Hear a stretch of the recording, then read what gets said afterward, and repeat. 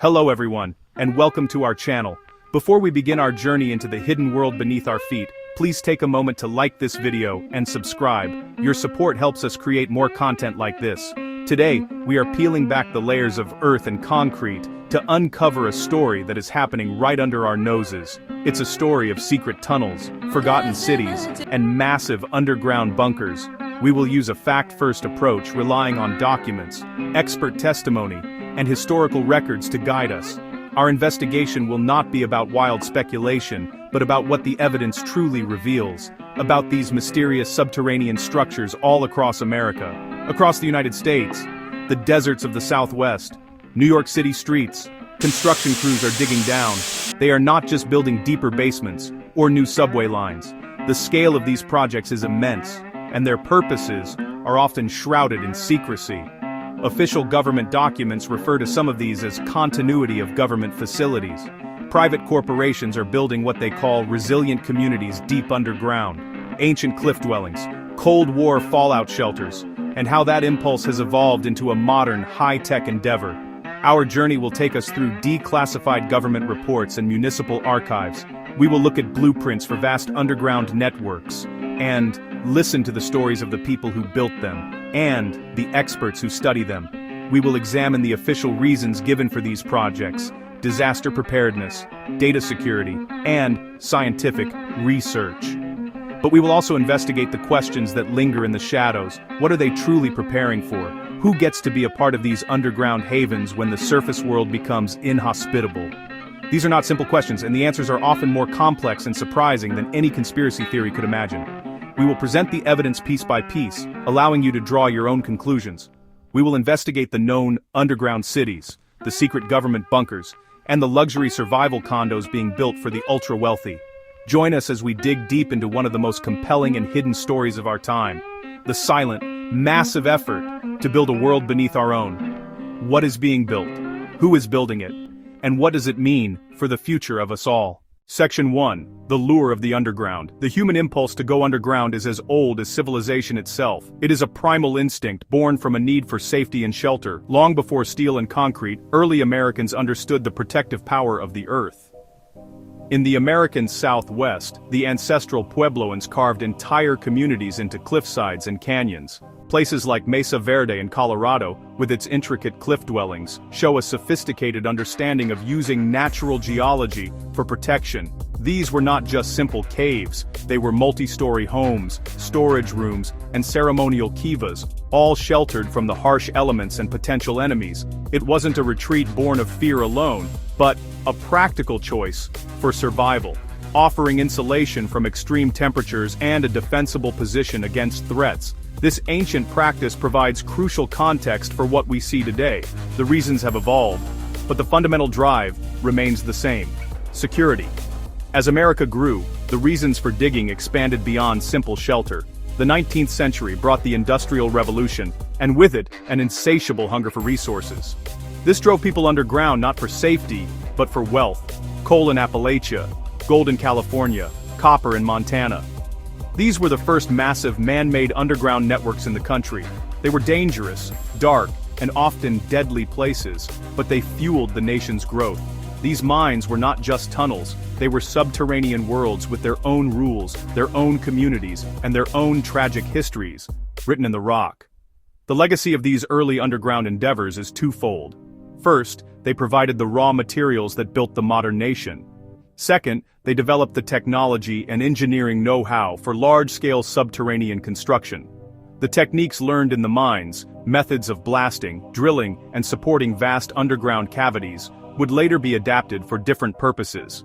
As American cities swelled in the late 19th and early 20th centuries, they faced a new kind of crisis: congestion. The surface world was becoming unmanageable. The solution was to look down. Engineers and city planners borrowed mining techniques and applied them to moving people. The first U.S. subway opened in Boston in 1897. It was a short, 1.5-mile marvel of engineering, but it signaled a monumental shift in urban design. New York City followed in 1904. Construction was a Herculean task. It was brutal, disruptive work.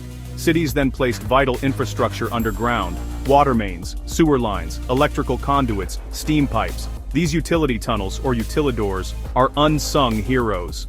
In Chicago's CBD, the network forms a second subterranean street grid, built for practical reasons: weather protection, easier maintenance, freeing surface space. But they brought an unintended consequence: a hidden world of access and opportunity. They spawned urban legends and a subculture of urbexers. These early transit and utility tunnels are the first layer of the secret America. They are the documented foundation for more secretive layers to come. Section 3. The Cold War's concrete shadow. The mid-20th century brought a new and terrifying threat that drove construction underground with unprecedented urgency: nuclear war. The dawn of the atomic age and the subsequent Cold War with the Soviet Union cast a long, dark shadow over the American psyche. The idea of an atomic bomb wiping out an entire city in a flash was no longer science fiction. It was a geopolitical reality. This existential fear triggered a massive nationwide campaign of bunker construction. The federal government, under the newly created Federal Civil Defense Administration, began to identify and designate public fallout shelters. These shelters were everywhere: schools, libraries, post offices, apartment buildings. According to a 1963 Department of Defense report, over 100,000 public shelters had been marked, with a supposed capacity for over 100 million people. However, the reality was often grim. They were stocked with meager supplies. It was a psychological defense as much as a physical one, a way to give the public a sense of agency against an unimaginable horror. While the public used basement shelters, the government built something far more substantial for itself. This was the era of the continuity of government bunker, the Greenbrier facility in West Virginia. Hidden beneath the luxurious resort, Project Greek Island was built to house Congress. For 30 years it was kept in a constant state of readiness, a secret hiding in plain sight. Revealed by a Washington Post article in 1992, the Greenbrier was just one of many facilities in a secret network to keep government running after catastrophe. The construction of these government bunkers was a masterclass in secrecy and engineering: power generation, water sources, air filtration systems, communication centers. The Cheyenne Mountain Complex in Colorado. Tunnels were blasted deep into a granite mountain to house NORAD. The Central Command buildings sit on massive springs designed to absorb the shock of a direct nuclear hit. This was the ultimate expression of Cold War underground construction, a fortress built to withstand the end of the world. Building these colossal underground structures required a new level of engineering expertise. The men and women who designed and built these bunkers were at the forefront of construction science. They had to solve problems that had never been encountered before. How do you excavate millions of tons of rock from inside a mountain without compromising its structural integrity? How do you build a door that can withstand the force of a nuclear blast? How do you provide breathable air for 1,000 people, sealed off from the outside world for months? The primary material used was, unsurprisingly, reinforced concrete.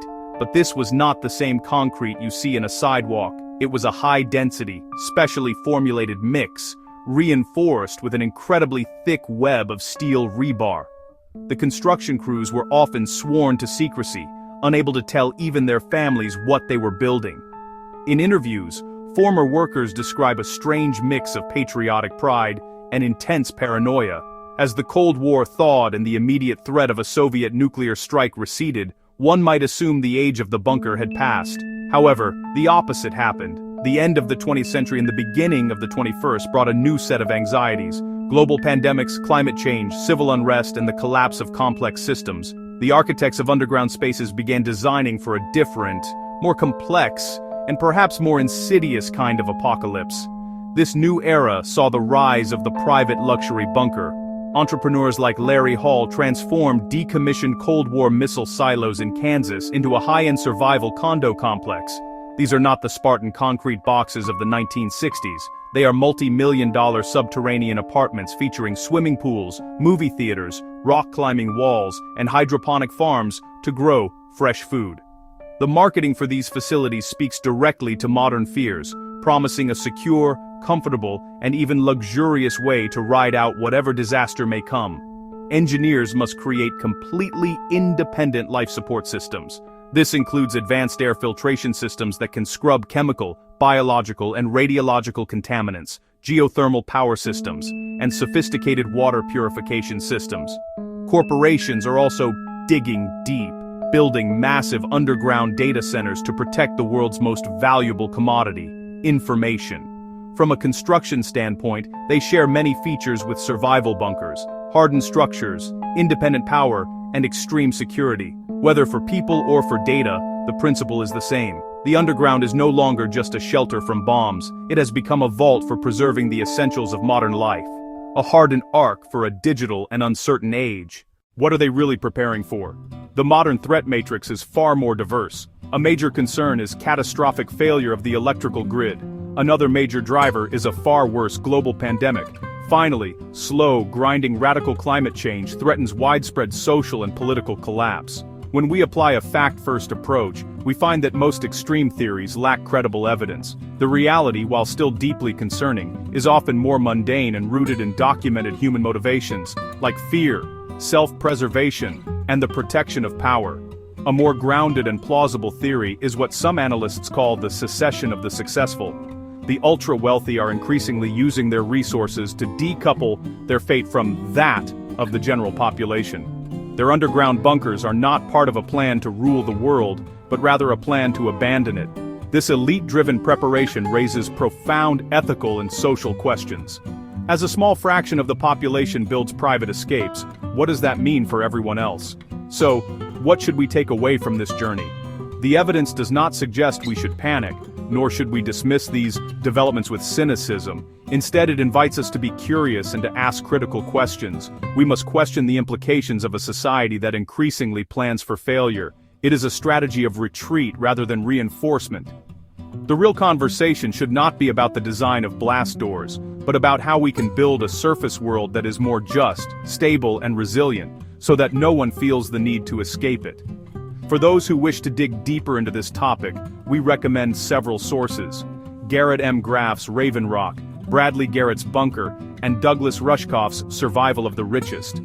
Thank you for joining us on this investigation. We hope it has been informative and has given you a new perspective on the hidden world that lies just beneath the surface. If you found this video insightful, please give it a like and subscribe to our channel for more deep dives into the stories that shape our world. Your support is what makes this work possible. Let us know your thoughts in the comments below, and as always, stay curious.